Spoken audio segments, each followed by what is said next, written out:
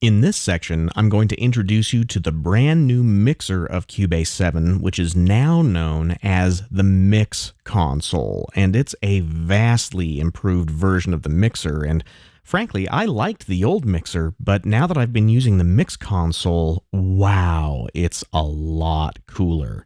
So you can access the MixConsole the same way as you have in the past. My personal preference would be to type F3, and that will just make the mixer appear. Or if you want to do it the old-fashioned way, you could come under the Devices pull-down menu and select MixConsole right where the mixer used to be in previous versions of Cubase. So I'm going to click on MixConsole, and that will open this MixConsole, but it's being covered up a little bit by the transport window. So in this constrained resolution that I'm using to create these tutorial videos, what I'm going to do is remove the transport panel from my display for right now by typing F2 so that I can see all of the mixer. Now, right off the bat, you'll notice that the MixConsole looks very, very different from the older Cubase mixer. In fact, if we look at the old version of the mixer, you can see that we still can see our stereo input and our stereo output that are located in Cubase 7 over here, except now they've been relocated a little bit. They're right next to one another.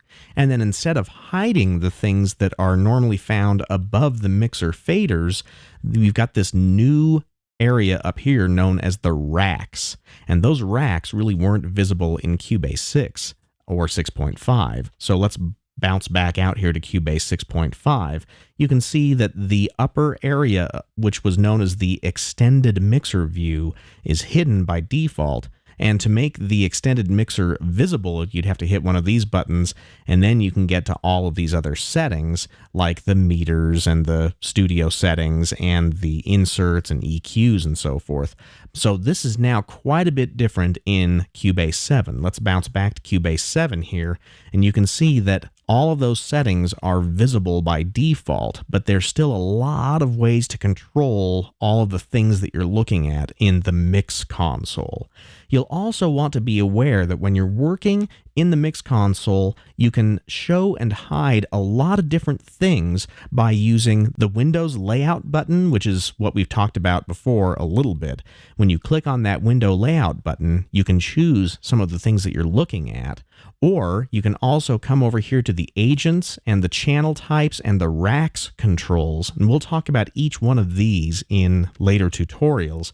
But one other thing I want to mention is that there are now some tabs that you'll want to be aware of, known as the Visibility and Zones tabs. And then if you're looking at your control room and meter settings over here on the right-hand side of the MixConsole, there's some tabs here as well. There's the Control Room tab, Meter tab, and down at the bottom here we have the Loudness settings and the Master settings. So you'll want to be aware that you'll need to control what you're looking at by clicking on these new tabs inside of the MixConsole. So you've already noticed that the MixConsole occupies a much larger region of space inside of Cubase and therefore on our computer monitor. So in the next video, I'm going to show you how to take advantage of some of the new full screen features of the MixConsole.